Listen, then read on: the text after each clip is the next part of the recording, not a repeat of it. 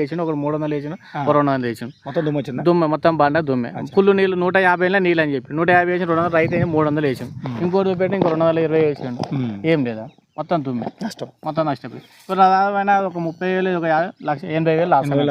ఆ 80,000 ఇప్పుడు ఒక 5,000 పెట్టుకుంటే 80,000 మనకు 50,000 చెప్పేవాళ్ళు చెప్పదు. డౌట్ క్లియర్ ఉంటుంది. సైన్స్ అనేది పనిచేస్తుంది.